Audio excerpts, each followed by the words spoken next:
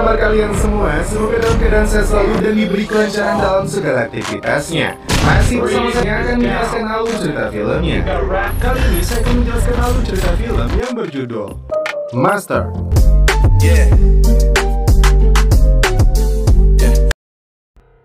Di awal film, diperlihatkan 3 orang penjahat telah membunuh kedua orang tua dari seorang remaja yang bernama Bhavani. Mereka memanipulasi kejahatan ini dengan mengancam Bhavani untuk mengaku kepada polisi bahwa orang tuanya tewas akibat kebakaran dari ledakan gas. Tak hanya itu, mereka menjebloskan Bhavani ke sebuah penjara khusus remaja yang dimana para sipirnya telah mereka suap untuk menyiksa Bhavani. Selama berada di sana, Bhavani diperlakukan semena-mena. Tiap hari dia lalui dengan pukulan dan pukulan. Tahanan lainnya hanya bisa melihat dan tidak berani melawan. Tidak mau hidupnya hancur, Bhavani memperkuat fisiknya. Tidak ada pohon pisang, tembok penjara dia gunakan untuk melatih pukulannya. Suatu hari, Bhavani melarikan diri dari penjara. Salah satu algojo yang membunuh orang tuanya terkejut karena Bhavani berada di rumahnya. Jika Bhavani mau, dia akan menggorok lehernya ketika dia tidur. Namun Bhavani hanya ingin menjalani kehidupan normal. Dia akan memberikan setengah penghasilannya setiap minggu kepadanya.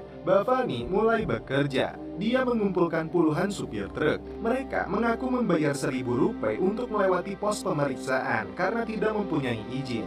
Dalam aksinya, Bhavani membunuh petugas penjaga pos. Dia dan temannya Das mencuri dokumen surat izin itu. Kini banyak puluhan supir truk yang sangat percaya kepada Bhavani. Dia hanya meminta Rp500 saja untuk setiap truk. Sejak saat itu, Bhavani mulai mengumpulkan pundi-pundi uang. Sebagian dia gunakan untuk membantu para preman jalanan. Resmi keluar dari penjara, Bhavani telah memiliki ratusan pengikut yang setia kepadanya. Beberapa tahun kemudian, 3 penjahat yang membunuh Bhavani mulai kebakaran jenggot. Kini Bhavani menjadi calon terkuat sebagai ketua persatuan pengemudi lori. Selain menguasai ratusan truk, Bhavani menjual daging ekspor dan bahkan dia berperan dalam pencucian uang seorang menteri. Uang yang disetorkan tiap minggu kepada mereka bertiga sekarang tidak berarti banyak. Bhavani yang sekarang beda dengan Bhavani yang dulu. Sekarang uang yang dia bawa akan diberikan kepada anak buah 3 penjahat ini. Dengan syarat biarkan Bhavani menghabisi 3 pria keji ini yang telah membunuh orang tuanya. 2 juta bahkan 3 juta mereka menolak. Namun ketika Bhavani menyebut angka sampai 8 juta, mereka semua menerima. Dan hasilnya ini yang dilakukan Bhavani.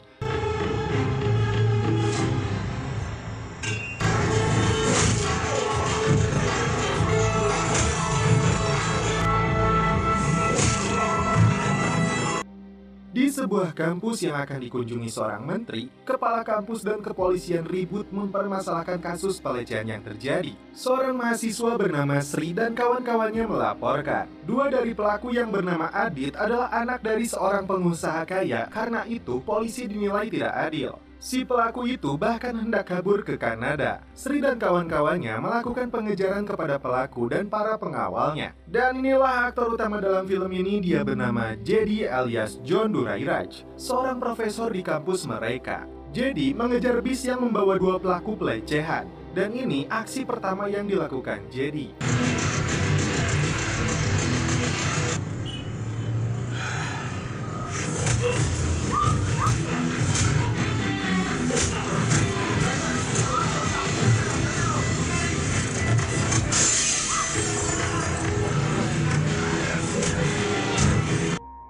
Kabur menggunakan sebuah kereta, Jedi melempar botol minuman untuk menahan pintu kereta. Di sini dia kembali beraksi dengan gaya Gumaset.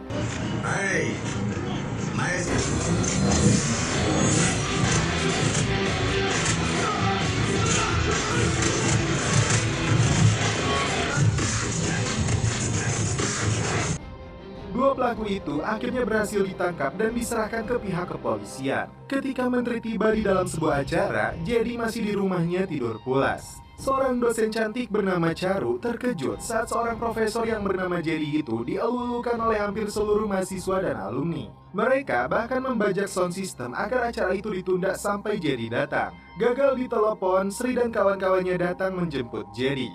Ketika sudah sampai di acara tersebut, menteri memintanya naik ke panggung karena tenarnya Jedi. Satu hal yang menjadi kekurangan Jedi adalah tidak bisa melepaskan diri dari mabuk-mabukan. Jedi adalah seorang profesor muda dengan gelar master psikologi dan mengajar dalam bidang kepribadian. Gaya mengajarnya kocak, seru, dan lebih banyak dalam permainan team building. Ini yang terjadi kepada saingan Bavani mengancam akan membunuhnya dalam perebutan ketua Persatuan Pengemudi Truk. Di kampus, para dosen berkumpul dalam rapat rencana pemilihan ketua BEM. Jedi yang hadir tidak bersuara karena ternyata dia sedang mabuk. Mahasiswa pendukungnya langsung masuk untuk membangunkan Jedi agar suaranya bisa didengar dekan. Ketika dosen lain tidak menyetujui pemilihan, berbeda dengan Jedi. Melakukan pemungutan suara untuk memilih ketua BEM adalah sebuah langkah awal untuk mendidik mereka dalam dunia politik. Jika terbukti pemilihan ini merusak properti kampus, Jedi siap bertanggung jawab dan keluar dari kampus ini. Dua mahasiswa yang dianggap cocok adalah Savita, yaitu mahasiswi yang menjadi korban pelecehan sebelumnya,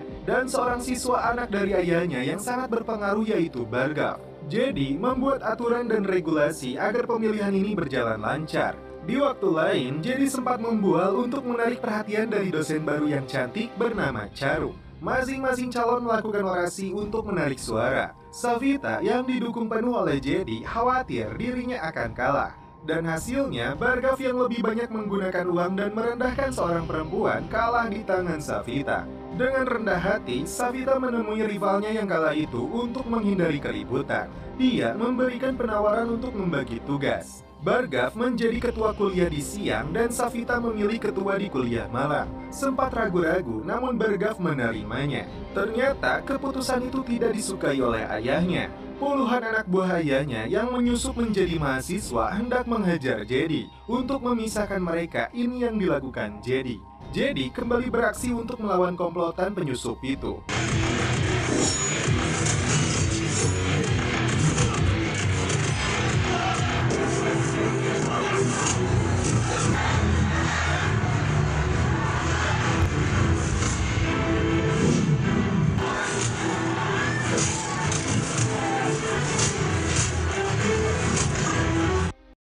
Situasi berhasil dikendalikan setelah polisi datang, namun banyak properti kampus yang hancur. Dalam pertemuan dekan, Charu berusaha membela Jedi. Jedi yang menghormati pimpinan kampus pasrah dengan keputusan mereka. Dia akan dikirim ke sebuah rumah pengawasan atau penjara remaja. Sementara itu, Bavani kembali menghabisi rivalnya lebih dulu yang terbukti berencana akan membunuhnya. Selama 3 bulan, Jedi akan mengajar di penjara yang dihuni oleh komplotan preman anak buah Bavani. Dan faktanya, selama ini tidak ada satupun guru yang bertahan lebih dari 1 minggu. Sesampainya di penjara ini, para tahanan sudah berencana untuk mengusir Jedi dari awal datang. Mereka terkejut ketika di dalam kelas Jedi tidak mengajar seperti guru formal lainnya. Dia mempersilahkan kepada mereka semua untuk melakukan keinginan mereka, termasuk untuk bernyanyi. Memilih pulang menggunakan sepeda kumbang. Jedi mendapat info kalau seluruh tahanan ini tidak pernah lepas dari narkoboy. Malam hari, 2 penghuni lapas yang mencoba menghubungi Jedi ditemukan oleh anak buah Bavani. Mereka berdua dibawa ke hadapan Bavani dan ini yang dilakukan. Esok hari, keduanya ditemukan tergantung. Jedi yang baru tiba terkejut saat melihatnya. Untuk pertama kali dalam hidupnya, Jedi melihat kejadian yang membuatnya merenung. Charu datang menemui Jedi di kantor polisi. Ternyata dia adalah yang membuat skenario agar Jedi ditempatkan di rumah pengawasan ini. Jedi meminta maaf karena keteledorannya itu, ibu ini kehilangan 2 anaknya. Anak dari korban pembunuhan itu memberikan secari kertas untuk Jedi. Mereka berharap Jedi membawa perubahan. Karena mereka yang berada di tempat itu telah dijebak dan dipaksa untuk berbuat kejahatan. Dan untuk pertama kalinya, Jedi bisa menangis. Di tempat lain, Bavani menemui rival terakhirnya. Dia memberikan waktu 2 menit untuk pergi. Namun, ini yang terjadi selanjutnya.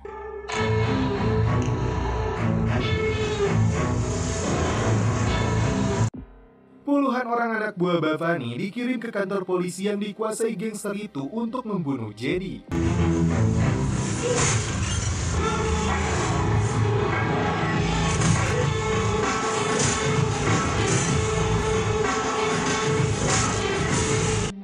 Dan ini perlawanan yang dilakukan Jedi di tengah kesedihan dan amarahnya.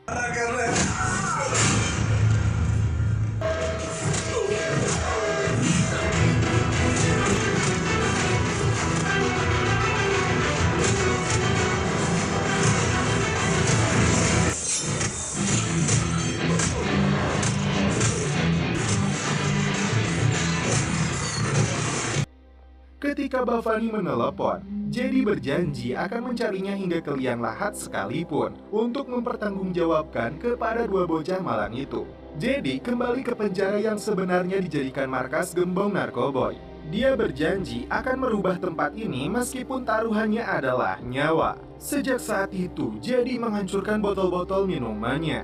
Jedi kembali ke penjara dengan gaya berbeda. Karena tidak diperbolehkan menyentuh anak didiknya, Jedi memukuli 3 pengawas agar anak-anak itu menurut kepadanya. Jedi melakukan sidak untuk membuang barang-barang haram. Di antara mereka terdapat das yang menjadi intel sekaligus tangan kanan Bavani.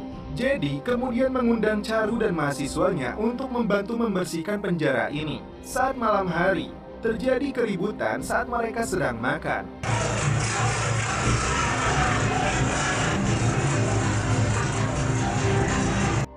Jedi mengejar beberapa tahanan yang hendak kabur, namun ternyata mereka penyusup. Mental dan psikologi Jedi diuji kembali. Seorang ibu tukang masak diserang oleh das. Bahkan beberapa anak mendapat serangan serupa.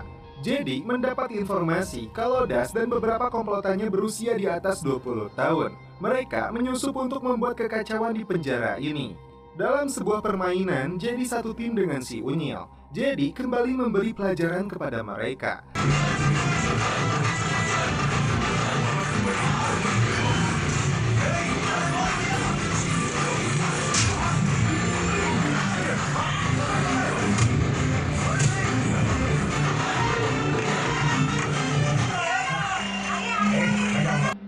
Dan hasil akhirnya, Jedi dan anak-anak memenangkan pertandingan. Anak-anak dalam rumah pengawasan ini mulai menemukan titik terang. Di depan kamera, mereka berani membeberkan perlakuan das dan komplotannya. Di sisi lain, Bu dosen mulai menyukai perubahan sikap dari Jedi dan pengabdiannya kepada anak-anak ini.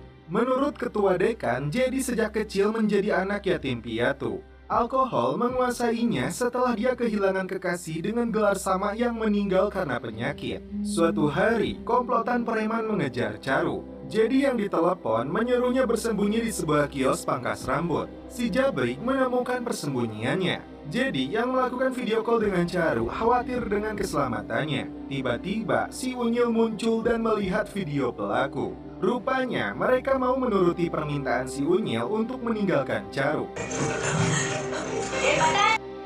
Terungkap, setiap anak yang pernah masuk ke penjara ini akan ditato oleh das. Di keesokan harinya, Jedi membawa si Unyil ke warung nasi. Charu yang datang ditato tangannya oleh Jedi. Dia disuruh menunjukkan tato itu kepada pemilik warung nasi dan inilah yang terjadi.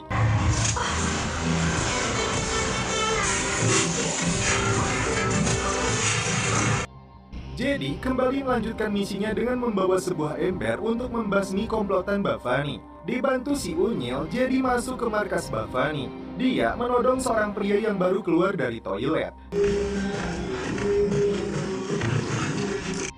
Dengan todongan pisau, Jedi meminta mereka menunjukkan Bavani, padahal orang yang dia sandera adalah Bavani.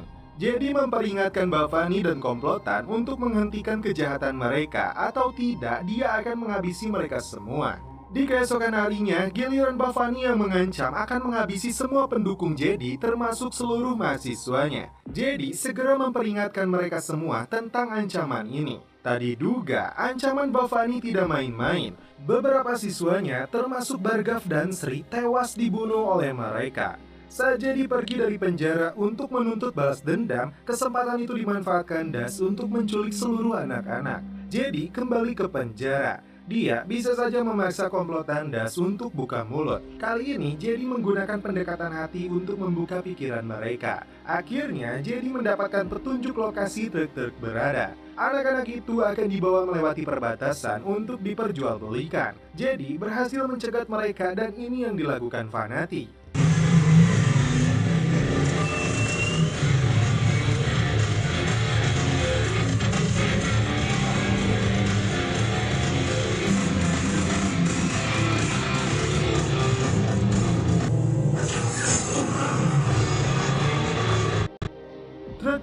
berhasil dijatuhkan.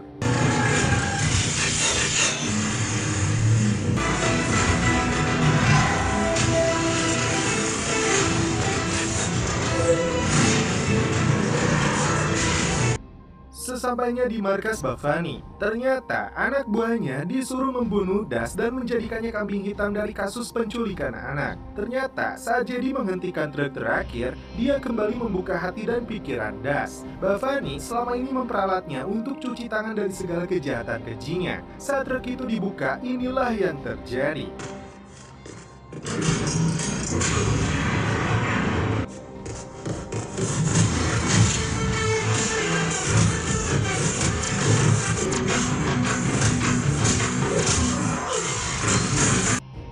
Jadi harus melawan Bavani yang memiliki pukulan berbahaya bagaikan pukulan si leher beton. हो सके तो मुझसे बस इतनी ही ताकत है।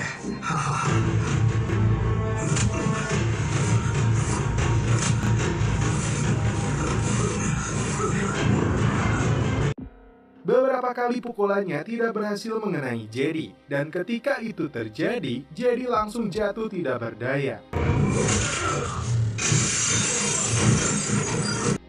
Tak lama kemudian Jedi pun kembali bangkit. Saat Bavani kembali melayangkan pukulan, Jedi menggunakan gelang ajaibnya.